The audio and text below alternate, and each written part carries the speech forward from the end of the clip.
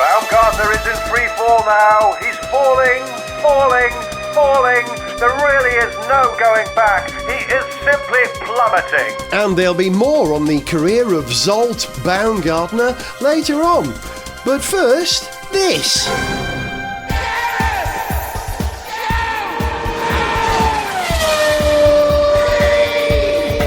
Hello humans and sentient synthetic life forms. I'm Gareth and I really want a Twizzy, I have to admit to that. This is Richard Porter. Hello. What do you want, Richard? I would like you to get a Twizzy so I can point and laugh at you for your stupid car. And the voice of Zog. What does the voice of Zog want? A solution to the Fermi paradox since you've gone off on your synthetic life forms. Oh, very good. Yeah, I was discussing that last night. I'd like my rear demister to work as well, but then it's on a much more mundane level. Just bringing it back down to earth. Welcome to Gareth Jones on Speed. Should we start with Hamilton?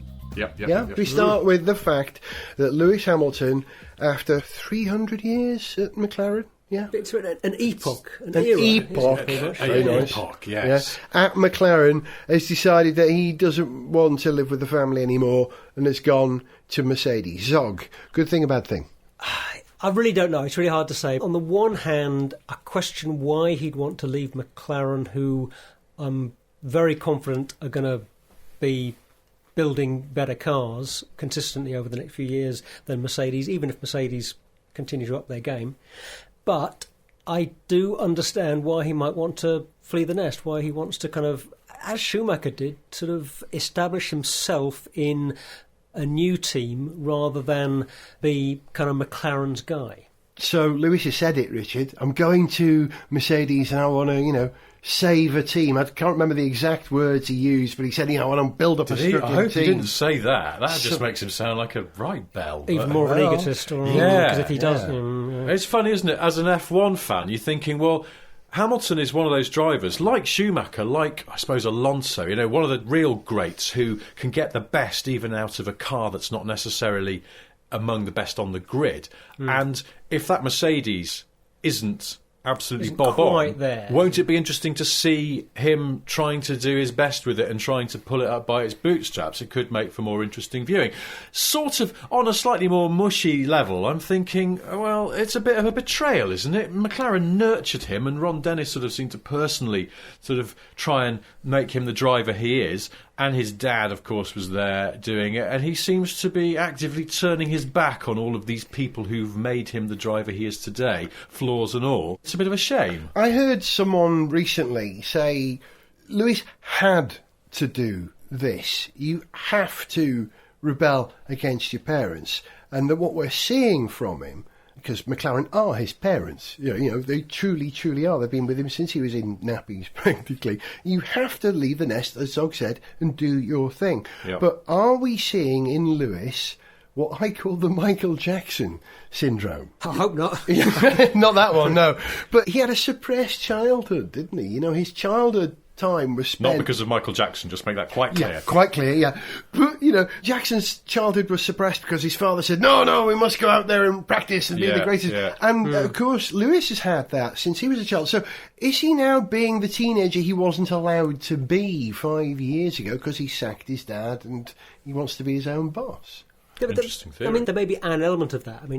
That's part of this, is a fleeing the nest thing. And I think, as you suggest, Richard, there's maybe an element of churlishness almost about his attitude to McLaren, maybe. Yeah. But he doesn't owe it to McLaren to spend the rest of his career doesn't. there. That's why I say... It's up to him. He's given them fantastic results. He's given them some, heartache and some data. He shared some data for them. Yeah, that was nice. That was very generous. We all got a lot of that. Teenager stuff. But he's paid them back for all that they've put into him. He's entitled to go his own way, and so good luck to him at Mercedes. What I'd like to see is him just racing at Mercedes with the right kind of attitude, because you want to see him with that sort of positive attitude rather than that sort of slightly reluctant... I can't quite put... I'm not expressing this particularly well, but, he didn't want to be there anymore, did he? Petulant. But no, that's why I said earlier on, I'm being a bit mushy about this. I just think maybe in a way, if you were being a bit too emotional about it, you would think it reflects badly on him as a person. It's a lack of loyalty. But the truth is that Formula One is a business and people make decisions selfishly because they have to, because if you don't look after yourself, who's going to?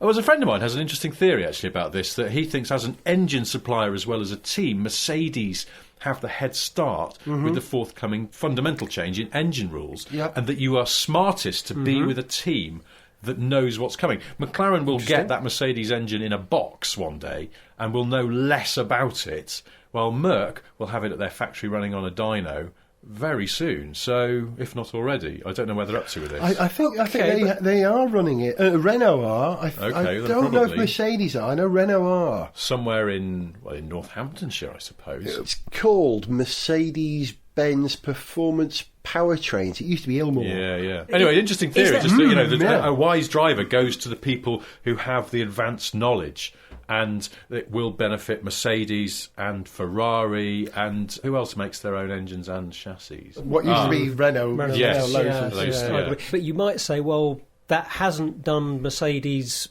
any good in the last couple of years.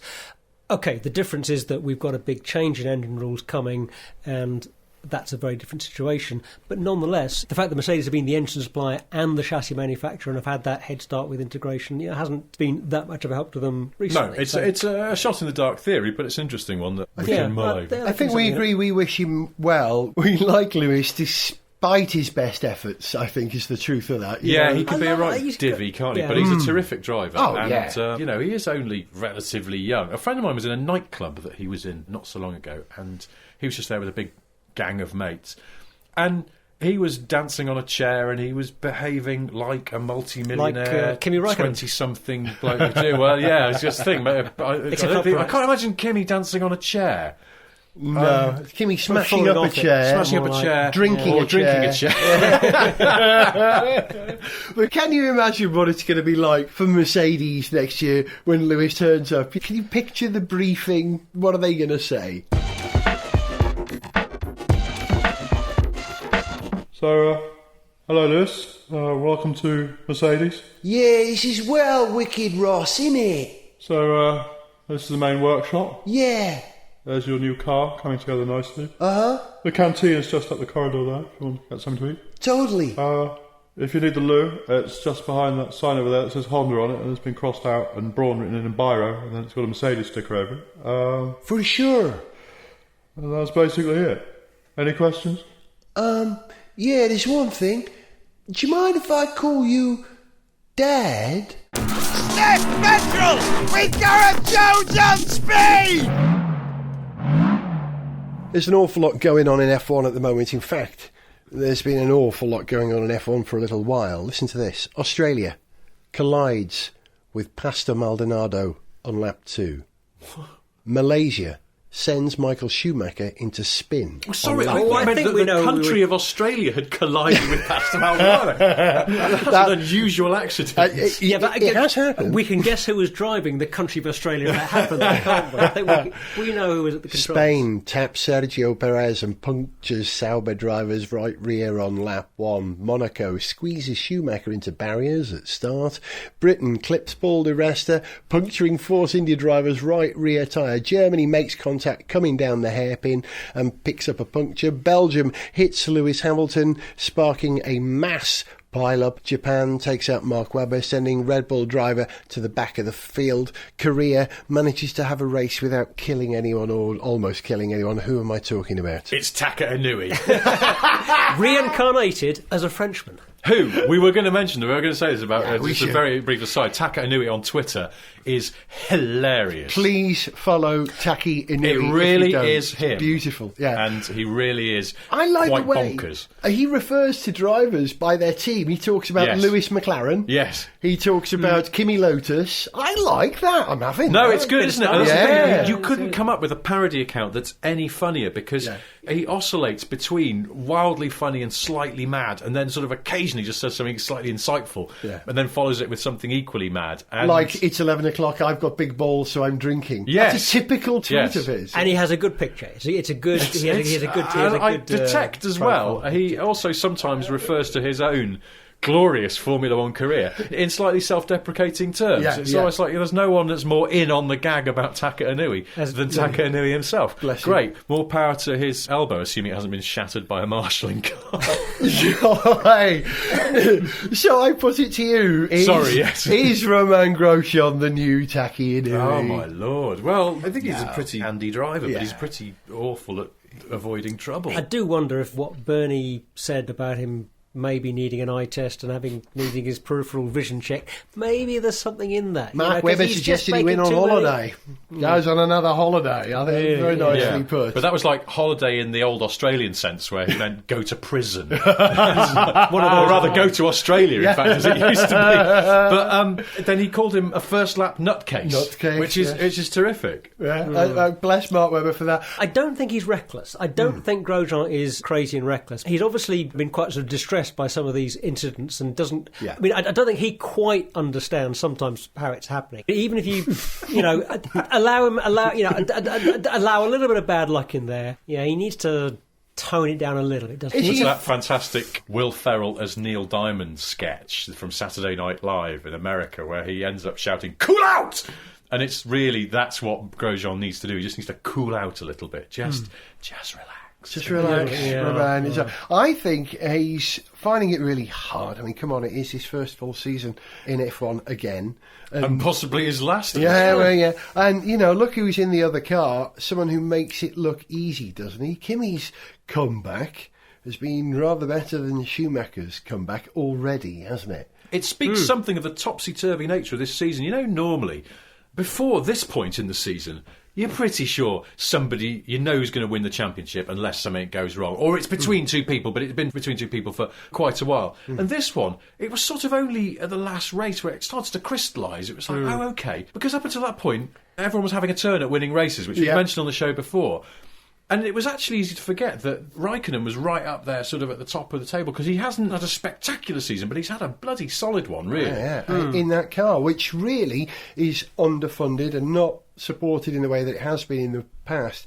But Boulier's, I call him Boulier, is doing a great job managing the resources they have. And that car is punching above its weight at the moment. I know historically that's the only other team to have won championships in the last 20 years other than Ferrari, Williams and McLaren. You think about it, but it's a long time ago since they did. I never really felt that Raikkonen was in with a serious shot at the title, even though mathematically it's been clearly possible for a while. But I just never really felt that was actually going to happen. But it's a great comeback. He's miles really back. He's been doing a magnificent job, and it's really good to see him doing that and delivering in that car and taking that team on. So is Romain's problem that he really is pushed for velocity at every level by the mighty Kimi, and that's why he's slightly out of control, overdriving. They accuse him of that. Do you reminds me of, do you remember Pizza Boy? Antonio Pizzoglia. Oh, yeah. He was slightly out of control, but blooming quick. And I think Romain's suffering the same thing. In order to maintain that extraordinary pace, he's just a little bit on the limit of his abilities. I'm not saying he's dangerous or out of control, but he's close to it, I don't think it's anything to do with competition with his team. I don't think it's that he's being pushed by Raikkonen. Really? I think it's in him. It's in his head. It's entirely within Grosjean, like I say, even allowing for a little bit of bad luck here and there, causing the extra few accidents. It's something in his approach, and he just needs to chill out a little bit and maybe try a bit of transcendental meditation. He didn't used to be a motorcycle racer, did he? Because it just strikes me that he forgets there are sort of extra bits of car projecting out beyond the width of his own body. He thinks he's in a Renault what do you call Twizy. it? It's not even Spatial awareness. It is. Spatial awareness. Yes. Ask him to play Tetris, see how he gets on. Is that a good test of spatial awareness? think it is, Look, if you have him playing Tetris during the race, that really isn't going to help at all. No, not during the race. Oh, okay. Qualifying. Right.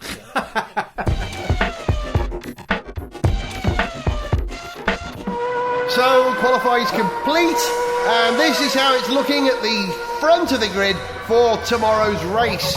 Sebastian Vettel is on pole after getting a long, thin piece slotted sideways down the side of another 4 blocks. Lewis Hamilton is second after slotting an L-shaped piece into the side. Fernando Alonso made a late run to third by getting a sort of T-shape into the 2 top rows. And in 4th place, Kamui Kobayashi, who got rid of several rows by accidentally driving into them. Gareth Jones on speed.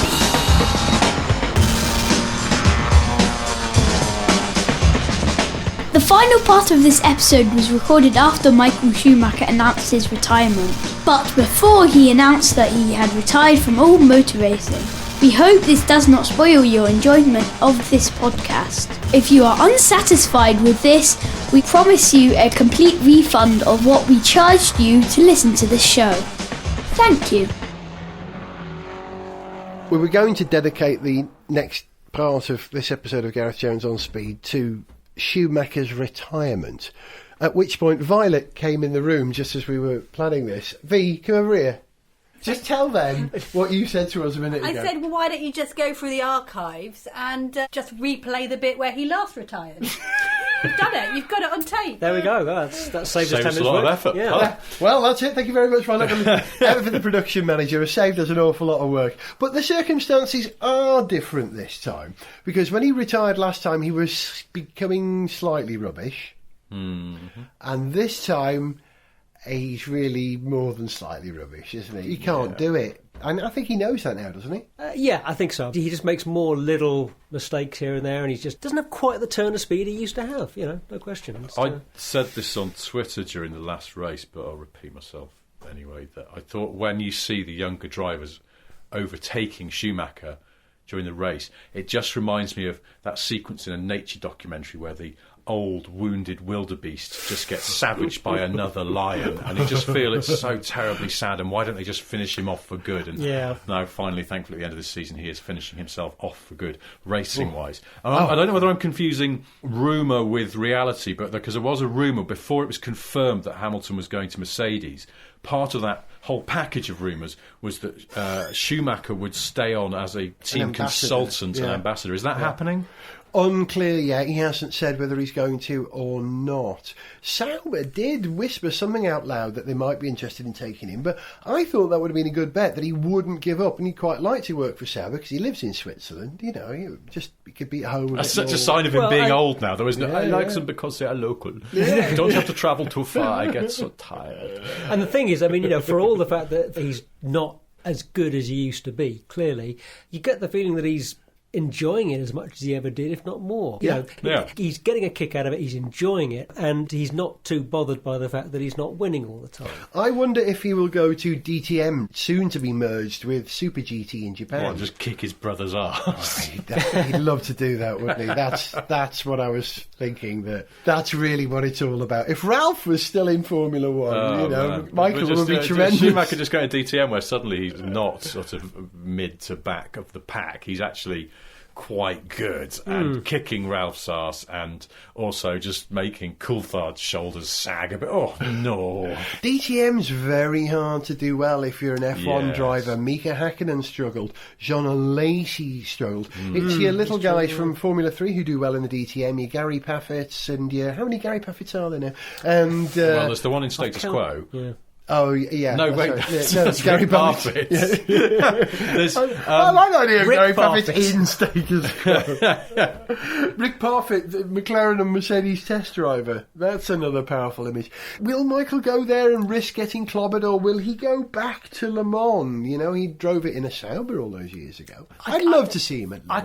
I can't see him doing DTM. I think he'd be more likely to maybe do the occasional one-off things. Yeah, maybe do Le Mans, a couple of things like that, but I don't think he'd do another series. It's funny, isn't it? Le Mans, although it is an endurance event and it clearly takes the pajamas out of the drivers to do it, but it is an older chaps racing, isn't it? There's a lot of 40-something guys and older in that doing perfectly well. So I'm reminded, talking of Schumacher in this context, I'm reminded of a very famous joke that I think Fred Dinage once told me. Clang. You're allowed to clang. You used to work with them. Yeah, he used to be mate for 20 odd years. But There are two bulls at the top of the hill, right? We can figuratively imagine that one of them to be Romain Grosjean and the other one to be Michael Schumacher, right? Two bulls at the top of the hill. Oh, bulls. Bulls. Like boy cows, not boy balls. cows. Right, Yeah. okay. Man cow in this case. Man cow. Now, one of them is a very old, learned bull. The other one is a young I know bull. this one. Oh, yeah, And the old it's all bull, coming back to me now. the young bull says to the old bull, "See those cows there? Should we run down the hill?" I don't know why Tommy Cooper was run down the hill and go and have sex with one of those cows down there. So the old bull turns to the young Romain Grosjean bull and says, "Let's walk down the hill and make love to all those cows there." And so I think that applies at Le Mans as well. You know, Schumacher's reached that grand old age of lumbago and arthritis where you can do very well at Le Mans. You didn't phrase the joke quite like that the last time I heard it. No, I was going to say, bizarrely, I was told that joke by sometime friend of the show and Jaguar designer Ian Callum. Hey, you clang! Clang. And you're all right, you're allowed to say that. But he didn't use making love either. Yeah, well, he wouldn't. He used an ancient Scottish word. Can I just say that? Can I say that Hollywood director Steven Spielberg never told me that joke?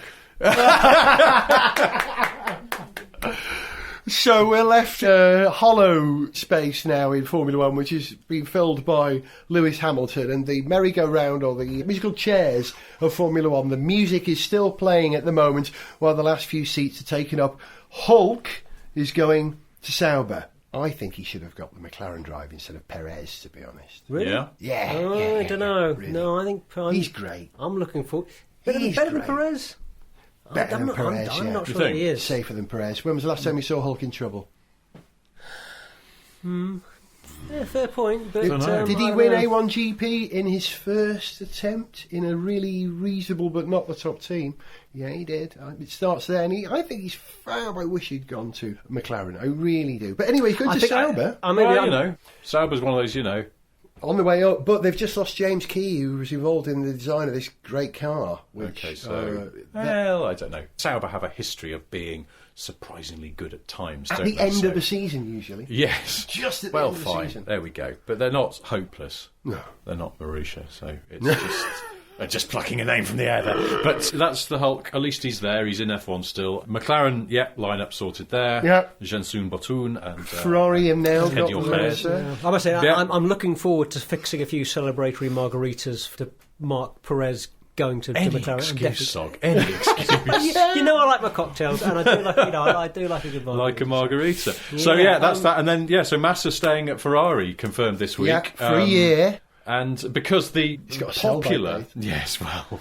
He was already getting a bit whiffy. Although he's had a sort of resurgence, hasn't he? But I don't know. Is Sort it of a enough? blue cheese thing. There's Blue a point cheese, at well, which it goes off he's and becomes matured. more. And yes. Yeah.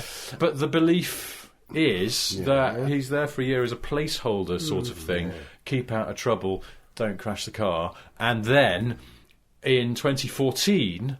his place will be taken by Sebastian Vettel. Never.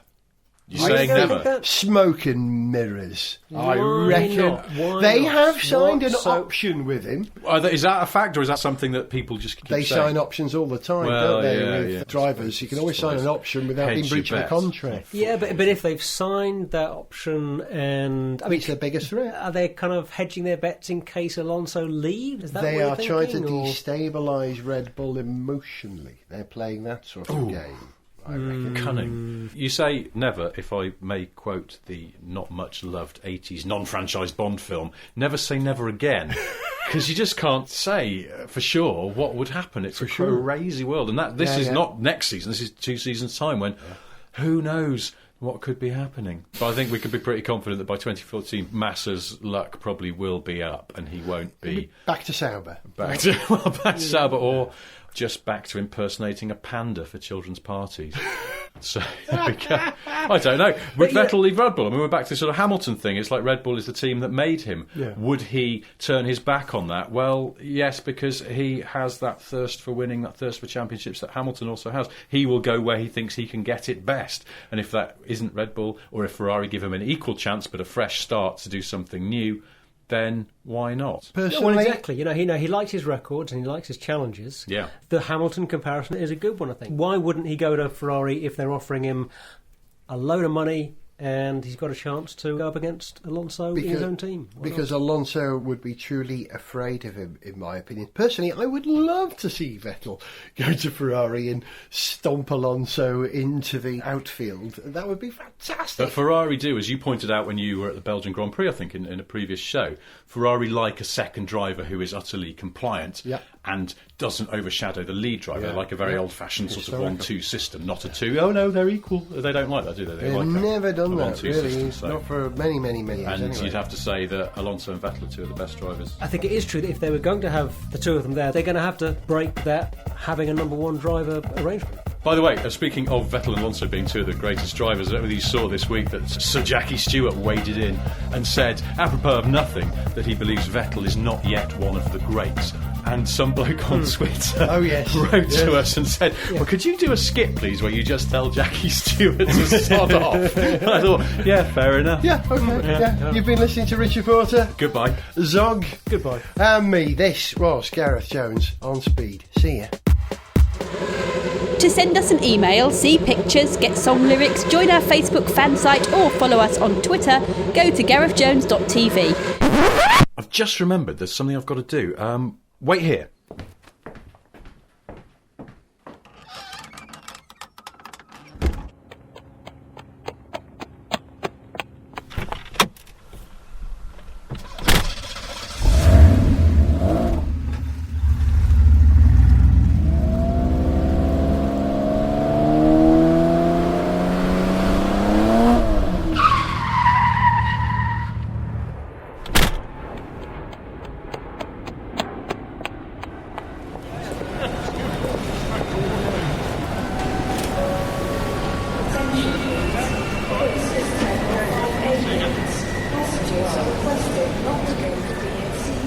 Hello, sir. Are you checking in any bags? No, thank you.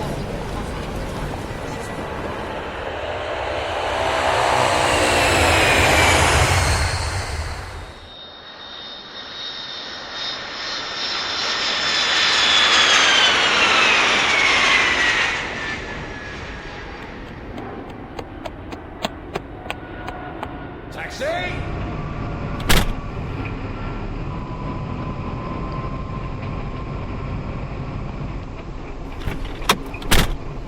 Thank you.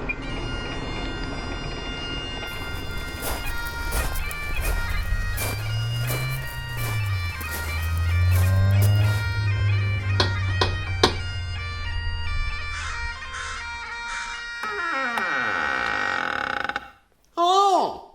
Jackie Stewart, Aye? why don't you just... Gareth Jones on Speed! Gareth Jones on Speed is made in London by Whiz Bang.